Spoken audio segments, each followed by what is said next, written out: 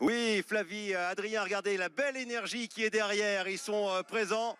Et ça trépigne déjà parce qu'on va partir dans un petit quart d'heure. On va donner le top départ. Alors on est bien accompagné avec Laurence Thienot-Hermont, la présidente, bien évidemment la présidente de l'AFM. Il y a également Stéphane qui nous accompagnera, Lorraine également. Et puis nous avons avec nous également Jean-Philippe Plançon, président de l'Alliance Maladies Rares. Quand on voit cette foule qui est là, ces couleurs, ces sourires, on se dit que plus que jamais, eh bien, cette marche qui existe depuis 26 ans maintenant a son importance.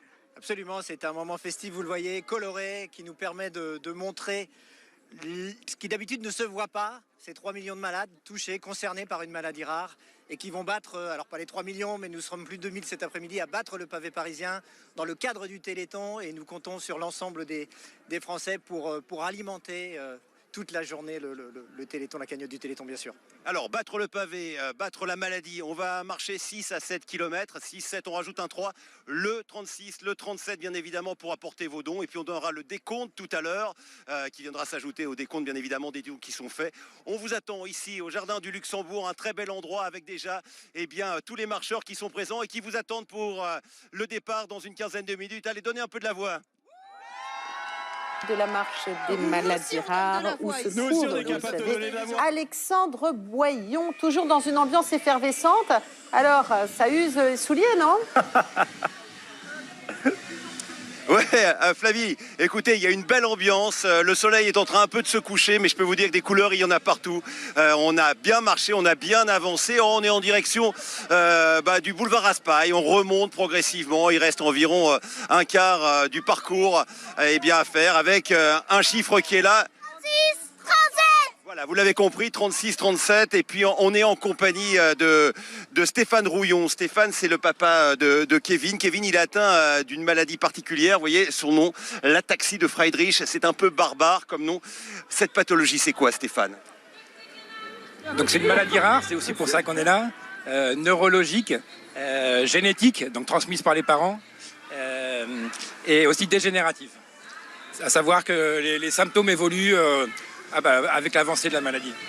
Alors, j'imagine qu'au quotidien, c'est pas facile à vivre. Il y a des évolutions, malheureusement, qui sont pas toujours très bonnes pour Kevin, qui a 18 ans aujourd'hui. Comment il le vit? Comment ça se traduit au quotidien?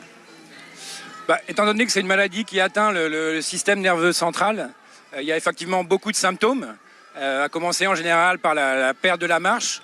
Donc Kevin, il est en fauteuil roulant électrique déjà depuis 6 ans. C'est le cas pour la majorité des malades atteints de cette maladie.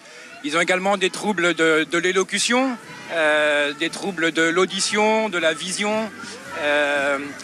Assez souvent, il y a des atteintes cardiaques. Oui, bien sûr. Assez souvent, il y a également des atteintes cardiaques, qui fait que malheureusement, il y a encore des décès. Enfin, cette maladie continue à tuer.